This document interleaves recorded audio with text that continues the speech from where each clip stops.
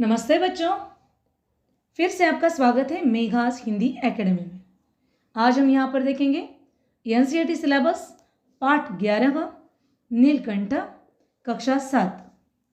आज हम यहाँ पर इस पाठ का वाचन करेंगे, लेकिन वीडियो शुरू करने से पहले आप सबसे एक विनती है कि वीडियो को लाइक कीजिए, चैनल को सब्सक्राइब कीजिए और हाँ, कमेंट बॉक्स में अपने कमेंट लिखना ना भूलें, ताकि नए नए वीडियोस बनाने की प्रेरणा हमें आपसे मिलती रहे। तो चलेंगे देखेंगे आज के वीडियो की ओर, अर्थात पाठ 11वां नीलकंठ प्रकट वचन लाउड रीडिंग। उस दिन एक अतिथि को स्टेशन पहुंचाकर मैं लौट रही थी कि चिड़ियों और खरगोशों की दुकान का ध्यान आ गया और मैंने ड्राइवर को उसी ओर चलने का आदेश दिया। बड़े मियाँ चिड़िया वाले की दुकान के निकट पहुंचते ही उन्होंने सड़क पर आकर ड्राइवर को रुकने का संकेत दिया। मेरे कोई प्रश्न करने के पहले ही उन्होंने कहना आरंभ किया, सलाम गुरुजी। पिछली बार आने पर आपने मोर के बच्चों के लिए पूछा था। शंकरगढ़ से एक चिड़ीमार 2 मोर के बच्चे पकड़ लाया है। एक मोर है, एक मोरनी। आप पाल ले। मोर के पंजों से दवा बनती है, सो ऐसे ही लोग खरीदने आए थे। आखिर मेरे सीने में भी तो इंसान का दिल है। मारने के लिए ऐसी मासूम चिड़ियों को कैसे दूं? टालने के लिए मैंने कह दिया, गुरुजी ने मंगवाए हैं। वैसे यह कमबख्त रोजगार ही खराब है। बस पकड़ो पकड़ो, मारो मारो।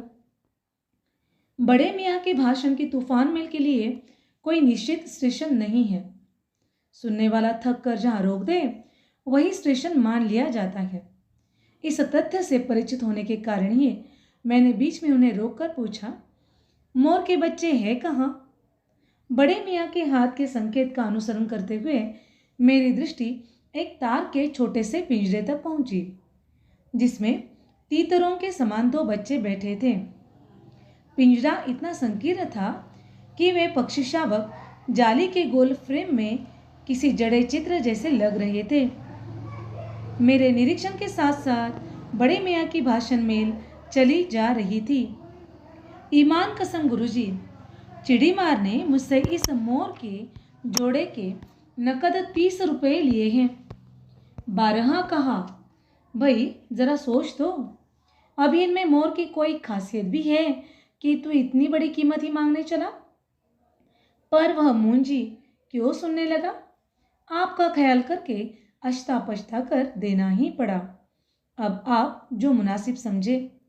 अस्तु, 30 चिड़ीमार के नाम के और 5 बड़े मियाँ के ईमान के देकर जब मैंने वह छोटा पिंजरा कार में रखा, तब मानो वह जाली के चौखटों का चित्र जीवित हो गया। दोनों पक्षी शावकों के छटपटाने से लगता था मानो पिंजरा ही सजीव और उड़ने योग्य हो गया है। घर पहुंचने पर सब कहने लगे, तीतर है, मोर कहकर ठग लिया है। कदाचित अनेक बार ठगे जाने के कारण ही ठगे जाने की बात मेरे चिढ़ जाने की दुर्बलता बन गई है।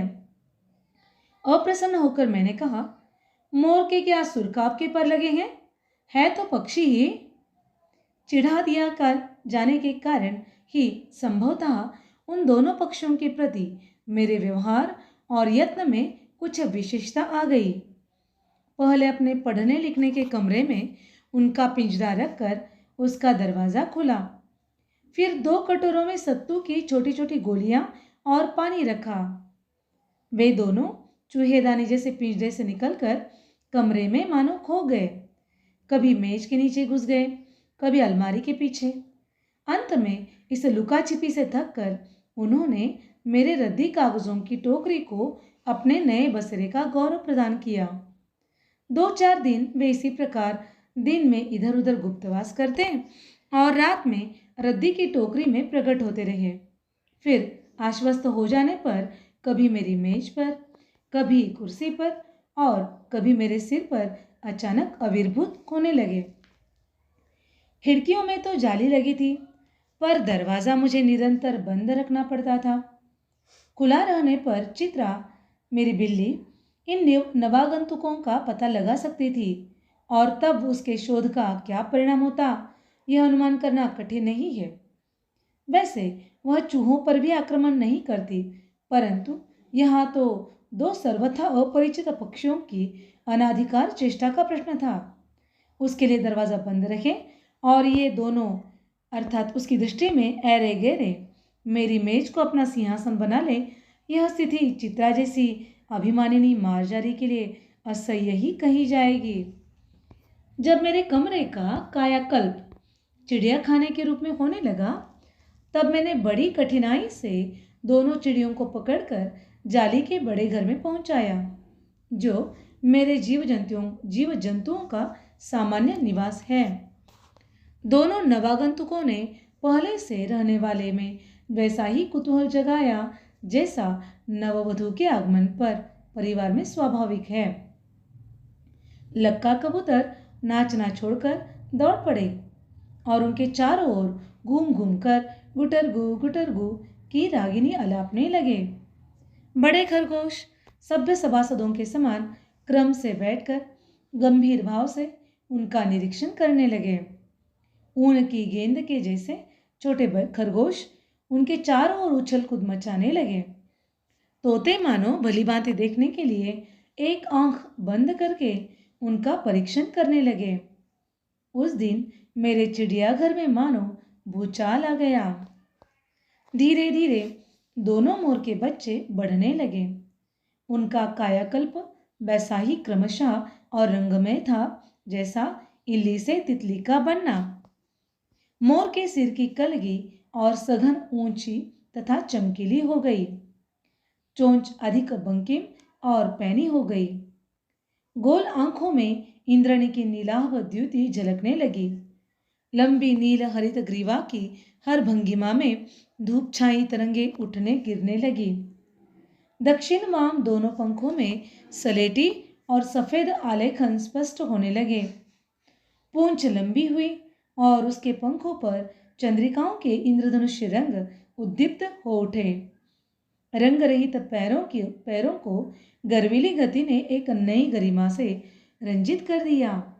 उसका गर्दन ऊंची कर देखना, विशेष भंगिमा के साथ उसे नीची कर दाना चुगना, पानी पीना, टेढ़ी कर शब्द सुनना आदि क्रियाओं में जो सुकुमारता और सौंदर्य था, उसका अनुभव देखकर ही किया जा सकता है। गति का चित्र नहीं आंका जा सकता। मोरनी का विकास मोर के समान चमत्कारिक तो नहीं हुआ, परंतु अपनी लंबी धूप छाई गर्दन, हवा में चंचल कलगी, पंखों की श्याम श्वेत पत्रलेखा, मंथर गति आदि से वह भी मोर की उपयुक्त सहचारिणी होने का प्रमाण देने लगी। नीलाभ ग्रीवा के कारण मोर का नाम रखा गया नीलकंठ और उसकी छाया के समान रहने के कारण मोरनी का नामकरण हुआ राधा। मुझे स्वयं ज्ञात नहीं कि कब नीलकंठ ने अपने आप को चिड़ियाघर के निवासी जीव जंतुओं का सेनापति और संरक्षक नियुक्त कर लिया। सवेरे ही वह सब खरगोश, कबूतर आदि की सेना एकत्र कर उस ओर ले जाता जहां दाना दिया जाता है और घूम घूम कर मानो सबकी रखवाली करता रहता। किसी ने कुछ गड़बड़ की और वह अपने तीखे चंचू प्रहार से उसे दंड देने दौड़ा। खरगोश के छोटे बच्चों को वह चोंच से उनके कान पकड़कर ऊपर उठा था और जब तक वे आर्द्र क्रंदन न करने लगते उन्हें अधर में लटकाए। कभी कभी उसकी पैनी चोंच से खरगोश के बच्चों का कर्णवेध संस्कार हो जाता था, पर वे फिर कभी उसे क्रोधित होने का अवसर न देते थे। दंड विधान के समान ही उन जीव जंतुओं के प्रति उसका प्रेम भी असाधारण था। प्रायः वह मिट्टी में पंख फैलाकर बैठ जाता और वे सब उसकी लंबी पूंछ और सघन पंखों में छुआ-छुअल सा खेलते रहते थे। ऐसी किसी स्थिति में एक सांप जाली के भीतर पहुंच गया। सब जीव जंतु भागकर इधर उधर छिप गए। केवल एक शिशु खरगोश सांप की पकड़ में आ गया। निगलने के प्रयास में सांप ने उसका आधा पिछला शरीर तो मुंह में दबा रखा था। शेष आधा जो बाहर था उससे ची ची का स्वर भी इतना तीव्र नहीं निकल सकता था कि किसी को स्पष्ट सुनाई दे सके। नीलकंठ दूर ऊपर झूले में सो रहा था। उसी के चौकन्ने कानों ने उस मंद स्वर की व्यथा पहचानी और वह पूंछ पंख समेटकर सर से एक झपट्टे में नीचे आ गया। संभवतः अपनी सहज चेतना से ही उसने समझ लिया होगा कि सांप के फन पर चोंच मारने से खरगोश भी घायल हो सकता है। उसने सांप को फन के पास पंजों से दबाया और फिर चोंच से इतने प्रहार किए कि वह अधमरा हो गया। पकड़ ढीली पड़ते ही खरगोश का बच्चा मुख से निकल तो आया, परंतु निचेष्ट सा वही पड़ा रहा। राधा ने सहायता देने की आवश्यकता नहीं समझी, परंतु अपनी मंदकिका से किसी असामान्य घटना की सूचना सब ओर प्रसारित कर दी। माली पहुंचा, फिर हम सब पहुंचे। नीलकंठ जब सांप के 2 खंड कर चुका तब उस शिशु खरगोश के पास गया और रात भर उसे पंखों के नीचे रखे उष्णता देता रहा। कार्तिकेय ने अपने युद्ध वाहन के लिए मयूर को क्यों चुना होगा, यह उस पक्षी का रूप और स्वभाव देखकर समझ में आ जाता है। मयूर कलाप्रिय वीर पक्षी है, हिंसक मात्र नहीं। इसी से उसे बाज, चील आदि की श्रेणी में नहीं रखा जा सकता, जिनका जीवन ही क्रूर कर्म है। नीलकंठ में उसकी जातिगत विशेषताएं तो थी ही, उनका मानवीकरण भी हो गया था। मेघों की सावली छाया में अपने इंद्रधनुष के गुच्छे जैसे पंखों को मंडलाकार बनाकर जब वह नाचता था तब उस नृत्य में एक सहजात लय ताल रहता था। आगे पीछे दाहिने बाएं क्रम से घूमकर वह किसी अलक्ष्य सम पर ठहर जाता था। राधा नीलकंठ के समान नहीं नाच सकती थी, परंतु उसकी गति में भी एक छंद रहता था। वह नृत्यमग्न नीलकंठ की दाहिनी ओर के पंख को छूती हुई बाईं ओर निकल आती थी और बाएं पंख को स्पर्श कर दाहिनी ओर। इस प्रकार उसकी परिक्रमा में भी एक पूरक ताल परिचय मिलता था। नीलकंठ ने कैसे समझ लिया कि उसका नृत्य मुझे बहुत भाता है, यह तो नहीं बताया जा सकता, परंतु अचानक एक दिन वह मेरे जाली घर के पास पहुंचते ही अपने झूले से उतरकर नीचे आ गया और पंखों का सतरंगी मंडलाकार छाता तानकर नृत्य की भंगिमा में खड़ा हो गया। तब से यह नृत्य भंगिमा नित्य का क्रम बन गई।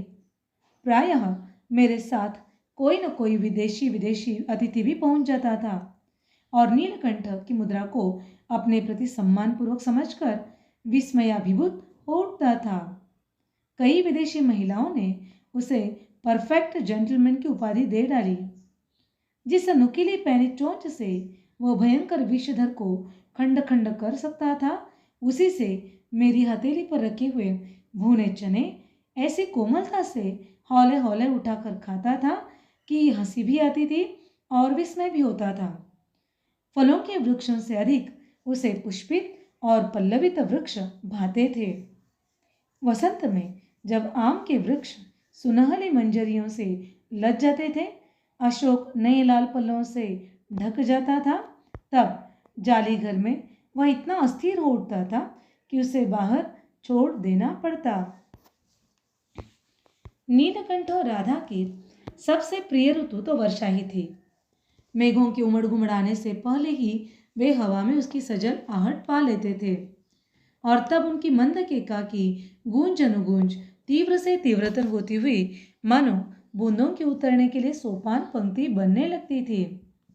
मेघ के गर्जन के ताल पर ही उसके तन्मय नृत्य का आरंभ होता और फिर मेघ जितना अधिक गरजता, बिजली जितनी अधिक चमकती, बूंदों की रिमझिमाहट जितनी तीव्र होती जाती, नीलकंठ के नृत्य का वेग उतना ही अधिक बढ़ता जाता और उसकी केका का स्वर उतना ही मंद्र से मंद्रतर होता जाता।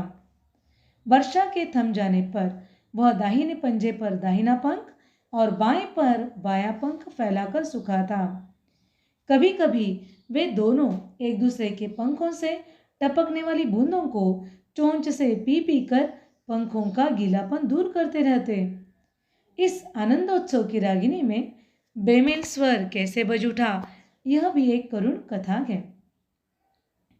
एक दिन मुझे किसी कार्य से नकास कोने से निकलना पड़ा और बड़े मियाँ ने पहले के समान कार को रोक लिया। इस बार किसी पिंजरे को की ओर नहीं देखूंगी, यह संकल्प करके मैंने बड़े मियाँ की विरल दाढ़ी और सफ़ेद डोरे से कान में बंधी ऐनक को ही अपने ध्यान का केंद्र बनाया। पर बड़े मियाँ के पैरों के पास जो मोरनी पड़ी थी उसे अनदेखा करना कठिन था। मोरनी राधा के समान ही थी। उसके मूंछ से बंधे दोनों पंजों की उंगलियां टूटकर इस प्रकार एकत्रित हो गई थी कि वह खड़ी ही नहीं हो सकती थी। बड़े मियाँ की भाषण में फिर दौड़ने लगी। देखिए गुरुजी, कमबख्त चिड़ी मार ने बेचारी का क्या हाल किया है। ऐसे कभी चिड़िया पकड़ी जाती है। आप न आई होती तो मैं उसी के सिर पर इसे पटक देता। पर आपसे भी इस अधमरी मोरनी ले जाने को कैसे कहूँ।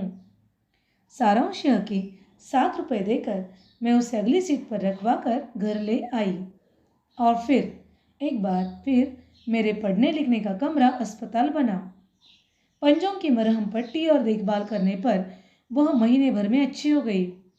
उंगलियां वैसी ही टेढ़ी मेढ़ी रही, परंतु वह ठूंठ जैसे पंजों पर डगमगाती हुई चलने लगी। तब उसे जाली घर में पहुंचाया गया और नाम रखा गया कुब्जा। नाम के अनुरूप वह स्वभाव से भी कुब्जा ही प्रमाणित हुई। अब तक नीलकंठ और राधा साथ साथ रहते थे। अब कुब्जा उन्हें साथ देखते ही मारने दौड़ती। चोंच से मार मार कर उसने राधा की कलगी नोच डाली, पंख नोच डाले। कठिनाई यह थी कि नीलकंठ उससे दूर भागता था और वह उसके साथ रहना चाहती थी। न किसी जीव जंतु से उसकी मित्रता थी, न वह किसी को नीलकंठ के समीप आने देना चाहती थी। उसी बीच राधा ने 2 अंडे दिए, जिनको वह पंखों में छिपाए बैठी रहती थी। पता चलते ही कुब्जा ने चोंच मार मार कर राधा को ढकेल लिया और फिर अंडे फोड़कर ठूंठ जैसे पैरों से सब ओर छितरा दिए। इस कलह कोलाहल से और उससे भी अधिक राधा की दूरी से बेचारे नीलकंठ की प्रसन्नता का अंत हो गया। कई बार वह जाली के घर से निकल भागा। एक बार कई दिन भूखा प्यासा आम की शाखाओं में छिपा बैठा रहा, जहां से बहुत पुचकार कर मैंने उतारा। एक बार मेरी खिड़की के शेड पर छिपा रहा। मेरे दाना देने जाने पर वह सदा की भांति पंखों को मंडलाकार बनाकर खड़ा हो जाता था, पर उसकी चाल में थकावट और आंखों में एक शून्यता रहती थी। अपनी अनुभवहीनता के कारण ही मैं आशा करती रही कि थोड़े दिन बाद सब में मेल हो जाएगा। अंत में 3-4 मास के उपरांत एक दिन सवेरे जाकर देखा कि नीलकंठ पूंछ पंख फैलाए धरती पर उसी प्रकार बैठा हुआ है जैसे खरगोश के बच्चों को पंखों में छिपाकर बैठता था। मेरे पुकारने पर भी उसके न उठने पर संदेह हुआ। वास्तव में नीलकंठ मर गया था। क्यों का उत्तर तो अब तक नहीं मिल सका है। न उसे कोई बीमारी हुई, न उसके रंग बिरंगे फूलों के स्तबक जैसे शरीर पर किसी चोट का चिन्ह मिला। मैं अपने शाल में लपेटकर उसे संगम ले गई। जब गंगा की बीच धार में उसे प्रवाहित किया गया, तब उसके चंद्र पंखों की चंद्रिकाओं से प्रतिबिंबित होकर गंगा का चौड़ा पाट एक विशाल मयूर के समान तरंगित हो उठा। नीलकंठ के न रहने पर राधा तो निश्चेष्ट सी कई दिन कोने में बैठी रही। वह कई बार भागकर लौट आया था, अतः वह प्रतीक्षा के भाव से द्वार पर दृष्टि लगाए रहती थी। पर कुब्जा ने कोलाहल के साथ खोज ढूंढ आरंभ की। खोज के क्रम में वह प्रायः जाली का दरवाजा खुलते ही बाहर निकल आती थी और आम, अशोक, कचनार आदि की शाखाओं में नीलकंठ को ढूंढती रहती थी। एक दिन आम से उतरी ही थी कि कजली अर्थात अल्सशियन कुत्ती का नाम कजली सामने पड़ गई। स्वभाव के अनुसार उसने कजली पर भी चोंच से प्रहार किया। परिणामतः कजली के 2 दांत उसकी गर्दन पर लग गए।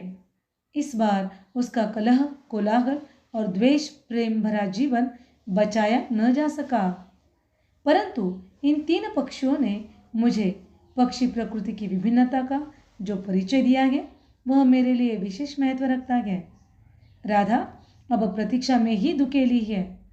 आषाढ़ में जब आकाश मेघाच्छन्न हो जाता है तब वह कभी ऊंचे झूले पर और कभी अशोक के डाल पर अपनी केका को तीव्रतर करके नीलकंठ को बुलाती रहती है। लेखिका महादेवी वर्मा। तो देखिए बच्चों, यहाँ पर आज हमने नीलकंठ के इस पाठ का प्रगट वाचन किया अर्थात लाउड रीडिंग किया। निश्चित रूप से ये प्रगट वाचन, ये लाउड रीडिंग आपके लिए मददगार साबित होगा। ऐसे ही नए नए वीडियोस को पाने के लिए इस वीडियो को लाइक कीजिए, चैनल को सब्सक्राइब कीजिए और हाँ, कमेंट बॉक्स में अपने कमेंट लिखना ना भूलें। साथ ही साथ बेल आइकन का बटन दबाना ना भूलें ताकि कोई भी नया वीडियो सबसे पहले आपको मिले। तब तक खुश रहिए, पढ़ते रहिए। धन्यवाद।